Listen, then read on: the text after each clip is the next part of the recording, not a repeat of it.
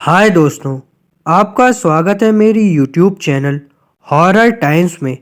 दोस्तों, मैं आशा करता हूँ कि आपकी सेहत बहुत ही खुशहाल होगी। दोस्तों, आज मैं आपको एक ऐसी कहानी बताने वाला हूँ जिसको आपने कभी सोचा तक नहीं होगा। दोस्तों, मेरा नाम मयंक है और दोस्तों, एक ऐसी कहानी जो आपको भी सोचने पर मजबूर कर देगी कि सच में क्या ऐसा भी हो सकता है।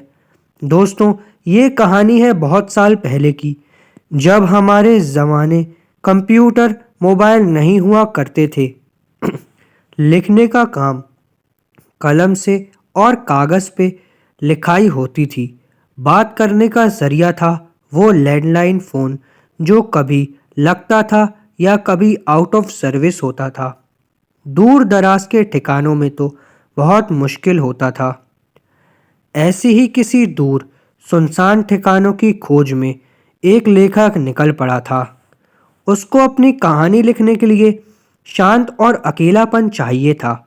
वो अपनी बीवी और अपने बच्चों को अपने घर में रखकर चला गया था। ये उसका हमेशा का काम था, सो घर वालों को इसकी आदत हो चुकी थी। उस लेखक का नाम था अशोक। अशोक बहुत ही काबिल लेखक था। वो किताबें लिखता था, नाटक भी लिखता था। अपने ज़िले में उसका काफ़ी बड़ा नाम था। उसी पर उसकी रोजी रोटी चलती थी और उसने काफ़ी पैसा भी कमा लिया था। अब उसके पास मोटरसाइकिल भी थी और पक्का मकान भी। लेकिन दोस्तों, कहते हैं ना, जब कुछ मिल जाता है तो जिंदगी में तो कुछ और पाने की चाहत तो जन्म ले ही लेती है। वैसे ही कुछ अशोक के साथ भी हुआ। उसको कामयाबी मिल चुकी थी, लेकिन वो और ऊपर पहुंचना चाहता था, जिससे कि वो इस दुनिया को और छोटा समझ सके। अशोक एक गांव में पहुंच जाता है। वहां के डाक खाने में पहुंच के किसी की पहचान बताता है। वो उसको एक पता देकर जाने का रास्ता बता देता है। उसकी मोटरसाइकिल चलते हुए एक घने जंगल में चली जाती है। हर तरफ पहाड़ और वहां से गिरते झरने की आवाज उसको सुनाई दे रही थी। एक मोड़ आने के बाद उसको कुछ घर दिखाई देते हैं। वहां पे फॉरेस्ट वालों का एक गेस्ट हाउस था, जहां पे अब कोई नहीं रहता, जो अब अशोक के दोस्त ने खरीद लिया था। अशोक का कुछ दिन वहां रहने का इंतजाम हो गया था। बाहर से वो गेस्ट हाउस पूरा लकड़ी का बना हुआ था, लेकिन वो अंग्रेज़ों के ज़माने का था, तो उसकी बनावट में वो विदेशी झलक साफ दिखाई दे रही थी। बाहर बड़ा सा बरामदा और वहां रखी एक मेज और कुर्सियां। उसके बाजू में लकड़ी के खंभे लगे हुए थे। उसके ऊपर मोटा सा गेरुआ रंग का पोत दिया था। अशोक के सामान रखते ही वहां का चौकीदार भागते हुए आया और सामान उठाने लगा। अशोक ने उसको रोका और कहा, तुम घनश्याम हो क्या? मुझे बताया था तुम्हारे साहब ने। हाँ साहब, मुझे मेरे मालिक ने यहाँ टेलीफोन करके बताया था कि एक बहुत बड़े साहब आने वाले हैं। घनश्याम ने बड़ी ही सादगी से अशोक की तारीफ कर डाली। अशोक को बहुत सुकून मिला। उसने हंसते हुए कहा, अरे मैं कोई साहब वाहब नहीं हूँ। तुम्हारे साहब और मैं साथ में पढ़ा करते थे। मैं लेखक हूँ, कविता, कथा और कुछ नाटक भी लिखता हूँ। तुम्हें नाटक पसंद है क्या? अशोक ने उसकी पसंद पूछ ली। अक्सर गांव में नाटक देखने आज भी लोग दूर से आया करते हैं। अपने रिश्तेदारों के यहाँ पहले दिन से ही पहुंच जाते हैं, लेकिन उस जमाने में नाटक होना आम बात नहीं थी। लोग सिनेमा सिर्फ शहरों में ही देखते थे। नाटक वहाँ लोकप्रिय थे। शाम का खाना होने के बाद घनश्याम और अशोक बाहर बरामदे में बैठ के बातें करने लगे। बाहर आग जल रही थी। दूर से जंगली भेड़ियों की आवाजें आ रही थी। घनश्याम अपने आसपास के जगह के बारे में बता रहा था और अशोक कभी उसके ऊपर ध्यान देता तो कभी उन सब चीज़ों को अपनी कहानी में रखने की कोशिश करता। बातें करते करते कब 11 बज गए समझ नहीं आया। घनश्याम बोला, साहब रात को अकेले बाहर मत निकलिए। बाहर जंगली सुअर, भेड़िए और तो कभी शेर भी आ जाता है। यहाँ किसी का कोई भरोसा नहीं। उसको हाँ बोलकर दोनों अपने अपने रूम में सोने चले गए। अशोक को थकान होने के बाद भी नींद नहीं आ रही थी। अब वो खिड़की खोलकर एक कुर्सी पर बैठ गया। जंगलों से बहुत ही डरावनी आवाज़ें आ रही थी। कभी शेर की दहाड़ तो कभी उल्लू की आवाज़ बहुत ही भयानक लग रही थी। उसको लग रहा था कि वो सब उसी के आसपास घूम रहे हैं। वो अब लिखने का सामान खोजता है और अरे, मैं तो कलम लाना ही भूल गया। लगता है सामान में से गिर गया कहीं पे, या फिर मेरे बच्चे ने निकाल लिया होगा। उसके सामान में बस एक स्याही की बोतल मिलती है। आज उसका दिन बेकार जाएगा। ऐसा सोचते हुए वो वहाँ रखी अलमारी खोजने लगता है। अशोक को अचानक पुराने से कपड़े में लपेटा हुआ एक बक्सा मिलता है। वो बड़े ही आश्चर्य से उसको खोलता है। अरे वाह, मेरा काम तो बन गया। पेन भी है और एक बढ़िया सी डायरी भी। शायद मेरे दोस्त ने मेरे लिए लाकर रखी होगी। उसको पता है कि मैं लेखक हूँ। अपने दोस्त का शुक्रिया अदा करके वो उस पेन में स्याही डालता है और वो डायरी खोलता है। वो डायरी बाहर से बहुत पुरानी लग रही थी, लेकिन अंदर से एकदम नई जैसी थी। अशोक घर के अंदर था, लेकिन दूर से झरने के पानी की आवाज़ वहाँ तक पहुँच रही थी। उसने डायरी के पन्ने खोले और उसमें उसने वो पेन से लिखा। जैसे ही उसने ये लिखा, जंगल में कोई शिकार हो गया। बहुत ज़ोरों की आवाज़ आने लगी। पंछी इतनी रात को उड़ने लगे थे। सारे जंगल में हलचल होने लग गई। अशोक को भी बड़ा मज़ा आया। ये जगह उसके लिखने के लिए बिल्कुल सही थी। वो अब लिखना चालू करता है। वो अपनी कहानी में एक राज के बारे में लिखता है जो अभी तक किसी को पता नहीं था। कोई मनहूस साया अचानक से लोगों की बस्ती में आता है और एक एक करके लोगों को मौत के घाट उतार देता है। किसी को कुछ समझ में नहीं आता कि ये सब क्या हो रहा है। लोग भगवान को याद करके सोते और सुबह वही बाहर मौत के हवाले हो जाते थे। हर जगह मौत की मौत। वो अपनी कहानियों में यही लिखता है और वो कहानी ख़त्म करने वाला है। अशोक कहानी का आखिरी हिस्सा अगले दिन लिखेगा, ऐसे सोचकर सोने की कोशिश करने लगता है। पर अचानक उसको लगता है कि उसके पीछे की खिड़की से कोई अंदर झांक रहा है। खिड़की तेज हवा से एक दूसरे पर लग के आवाज़ कर रही थी।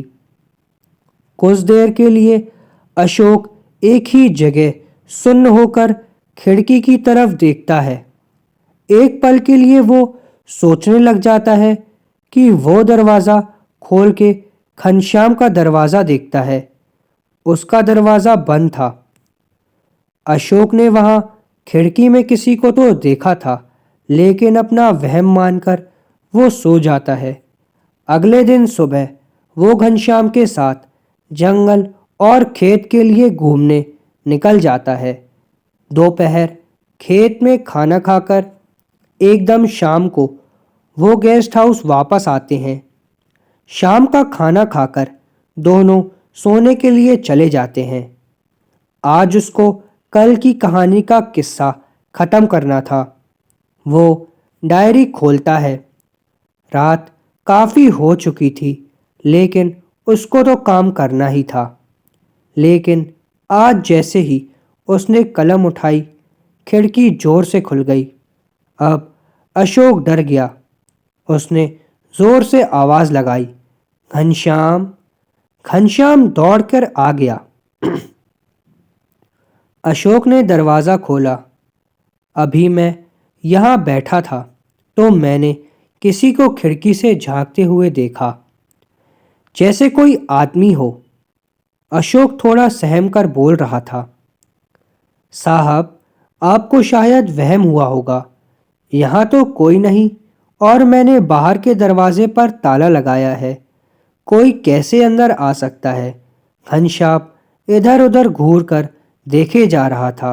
उसको ऐसा करते देख अशोक को भी लगा कि शायद वो उसका वहम ही था। घनश्याम के जाने के बाद वो लिखने बैठ जाता है, लेकिन वो खिड़की बंद करके अशोक लिखने में मगन हो जाता है, लेकिन उसका ध्यान खिड़की पर नहीं होता। वहाँ एक बहुत ही खूंखार साया या कहो कोई बुरी आत्मा खिड़की के बाहर से उसको देख रही होती है। अशोक को कहानी में मज़ा नहीं आता तो वो उसको बढ़ाने में लग जाता है। वो कहानी में थोड़ा घुमाव लाने की कोशिश में अपनी कहानी में एक आत्मा के बारे में लिखता है। दोस्तों, ये और कोई नहीं, ये वही आत्मा होती है जो अब कहानी से बाहर आ चुकी है। अब लग रहा था जैसे ये आत्मा ही अशोक से ये सब लिखवा रही है, लेकिन इसकी किसी को कोई खबर नहीं थी। वो अशोक भी इस बात से कभी बेखबर था कि उसकी लिखी कहानी में आगे क्या होने वाला था। अब वो कहानी में लेखक के दोस्त की मौत के बारे में लिखता है। सुबह उठते ही उसको एक फ़ोन आता है कि अशोक का जो दोस्त था, जो इस गेस्ट हाउस का मालिक था, उसकी कल अचानक रात में मौत हो गई। पता चलते ही वो पास के गांव में जाता है। वो अशोक के दोस्त का गांव था। उसको आखिरी क्रियाक्रम के लिए वहीं लेके आने वाले थे।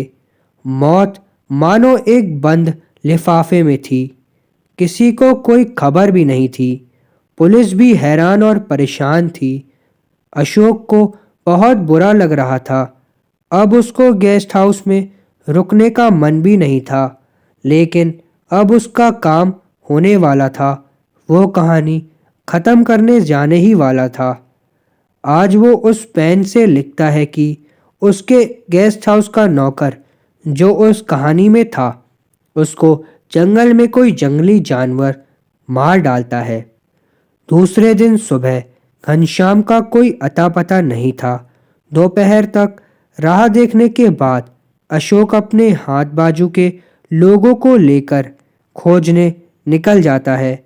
शाम को एक चरवाहा वहां आता है और अशोक उसके साथ जाता है।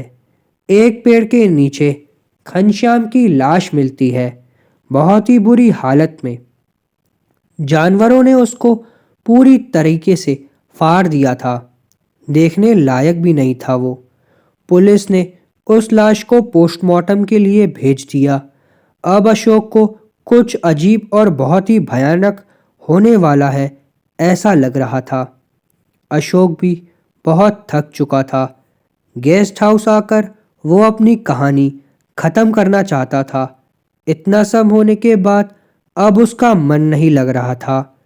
आते ही उसने डायरी निकाली और वो पेन से उसने लिखा कि अब वो कहानी वाली आत्मा लेखक के परिवार को भी ख़त्म करती है, लेकिन किसी को ये खबर नहीं होती है।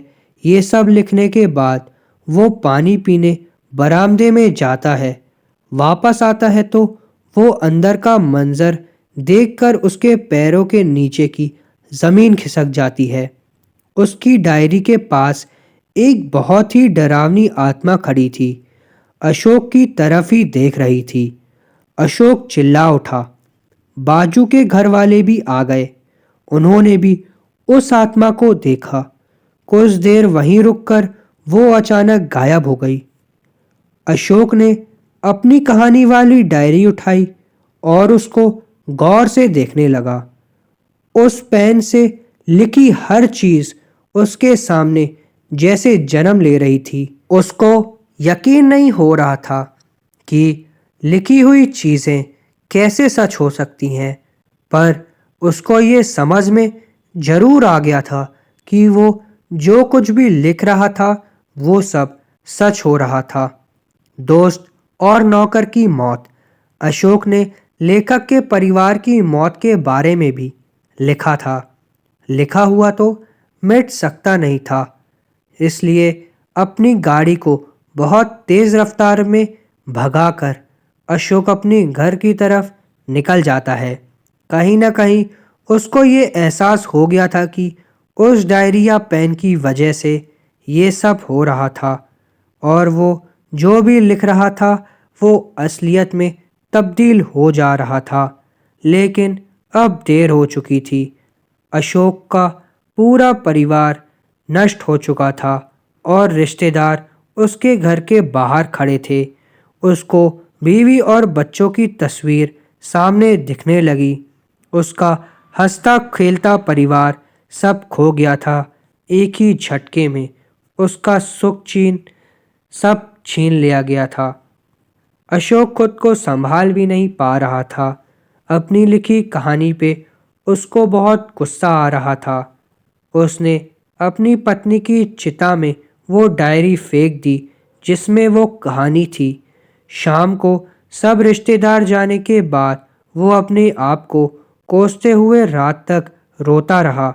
लेकिन रात को अचानक खिड़की में वही डरावना खूंखार साया दिखाई दिया और उसको एकदम से याद आया कि उसने डायरी तो जलाई, लेकिन गेस्ट हाउस से निकलने के पहले ही उसने अपनी कहानी का अंत लिख लिया था। उस लेखक की मौत एक राज। दोस्तों, मुझे आशा है कि आपको ये स्टोरी काफ़ी पसंद आई होगी। दोस्तों, make sure to like and subscribe my channel. जय श्री राम।